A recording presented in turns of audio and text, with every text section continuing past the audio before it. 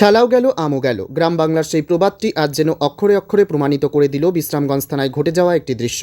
স্বামীকে জামিনে বাড়ি নিয়ে আসার স্বপ্নে এক পর্যায়ে বিভোর হয়ে গৃহবধূ একাধিক দালাল চক্র এবং পুলিশকে মোট 2 লক্ষ টাকা প্রদান করে, কিন্তু স্বপ্ন যেন আর বাস্তবে রূপান্তরিত হলো না। শেষ পর্যন্ত জেলের গ্লানি যেন টানতেই হবে অভিযুক্ত স্বামীকে।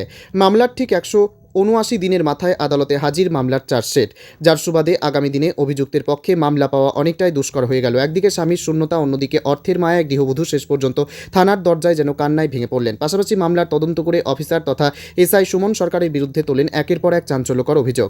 দুর্নীতির যেন কিছুতেই পিছু ছাড়তে চাইছে না বিশ্রামগঞ্জ থানাকে। একের পর এক দুর্নীতির চিত্র বারবারই সংবাদ শিরোনামে রাজ্যের সেরা থানা তথা বিশ্রামগঞ্জ। মাত্র কিছুদিন পূর্বে এক যুবকের নিকট থেকে বেআইনিভাবে 2 লক্ষ টাকা হাতিয়ে নেওয়ার অভিযোগের এক এসআই সহ 3 পুলিশ কর্মী চাকরি থেকে সাময়িক বরখাস্ত হন। তার জের কাটতে না কাটতে এবার 2 লক্ষ টাকা হাতিয়ে নেবার মতো গুরুতর অভিযোগ বিশ্রামগঞ্জ থানার কর্মরত এসআই সুমন সরকারের বিরুদ্ধে। রোজ শুক্রবার বিকালবেলা গৃহবধূ তার একমাত্র কন্যা সন্তানকে পাশে নিয়ে থানায় গিয়ে কান্নায় ভেঙে পড়ে। সংবাদকর্মীদের সম্মুখে উগরে দেন আসল সত্যতা, যা রাজ্যের পুলিশের আরও এক কলঙ্কময়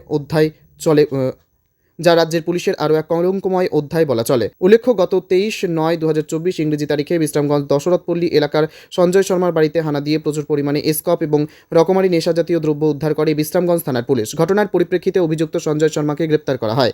তার বিরুদ্ধে একটি এনডিপিএস ধারায় মামলা নথিভুক্ত করে। মামলার নম্বর যথাক্রমে 18/2024 বিশ্রামগঞ্জ থানা। এদিকে স্বামীকে বাঁচাতে গৃহবধূর অক্লান্ত দৌড়ঝাঁপ। গৃহবধূর অসহায়ত্বের সুযোগ নিয়ে একাংশ দালাল চক্র এবং মামলার তদন্তকারী অফিসার অর্থ রোজগারের ধান্দায় যেন মেতে উঠেছিল। গৃহবধূ দফায় দফায় মামলার তদন্তকারী অফিসার তথা এসআই সুমন সরকারের সাথে যোগাযোগ করেন। জানা গেছে, মামলার তদন্তকারী অফিসার সুমন সরকার গৃহবধূর নিকট প্রথম 5 লক্ষ টাকা দাবি করে, কিন্তু তা শেষ পর্যন্ত 1,90,000-এ চূড়ান্ত হয়। কথা ছিল এসআই সুমন সরকার মামলার চার্জশিট 6 মাস পর আদালতে জমা দেবেন। তাতে অভিযুক্তের পক্ষে আদালত থেকে জামিন পাওয়া অনেকটাই সহজ হয়ে যাবার কথা। শর্ত অনুসারে গৃহবধূ তার গায়ে পরিহিত এবং ঘরে থাকা সমস্ত স্বর্ণালংকার বিক্রি করে পুলিশের দাবি মোতাবেক 1,90,000 টাকা প্রদান করেন, কিন্তু পুলিশ সেই টাকা পেয়ে ও তার সাথে এক প্রকার প্রতারণা করেছেন বলে চাঞ্চল্যকর অভিযোগ তোলেন গৃহবধূ। জানা গেছে, আগামীকাল ছিল আসামির 180 দিন পূরণ হবার কথা। চার্জশিট জমা না হলে আগামী দিনে অভিযুক্তের পক্ষে জামিনে মুক্তি পাওয়ার সম্ভাবনা ছিল অধিক, কিন্তু মামলার তদন্তকারী অফিসার পর্যাপ্ত পরিমাণে অর্থ নিয়ে 179 দিনের মাথায় অর্থাৎ রোজ শুক্রবার আদালতে চার্জশিট নিয়ে হাজির হন মামলার তদন্ত করে অফিসার তথা এসআই সুমন সরকার, যার ফলে আগামী দিনে অভিযুক্ত সঞ্জয় শর্মার পক্ষে জামিন পাওয়া অনেকটাই দুষ্কর হয়ে গেল। সেই খবরও কোনো এক মারফতে পৌঁছে যায় গৃহবধূ, পেয়ে যায় বুলটি শর্মার নিকট। সেই খবর পাওয়া মাত্রই তার মাথায় যেন বাজ পড়ার উপক্রম এবং রোজ শুক্রবার পরন্ত বিকেলে একমাত্র কন্যা সন্তানকে সাথে নিয়ে থানার একেবারে মূল প্রবেশদ্বারের সামনে মাটিতে লুটিয়ে চিৎকার করে বিশ্রামগঞ্জ থানার বিরুদ্ধে। একের পর এক বিস্ফোরক অভিযোগ তুলে অসহায় স্ত্রী বুলটি শর্মা এবং 1,90,000 টাকা প্রদান করার বিষয়টি খোলসা করে। শুনুন কি বলছেন প্রতারিত সেই গৃহবধূ। বারবার বলতেছে, মা বাবা আয়া বলবো, মা বাবা আয়া বলবো। বাচ্চাটার নাম কি আপনার? সায়ন্তিকা শর্মা। প্রসেনজিৎ না টাকা দিছে,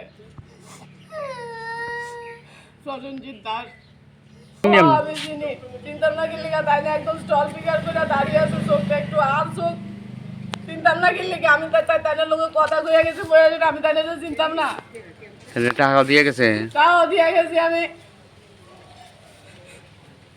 অক্ষণ আমার ফোন ধরে না, এমনি হইলে ফোন হইলে এমনি হইলে কথা কইতে পারে না।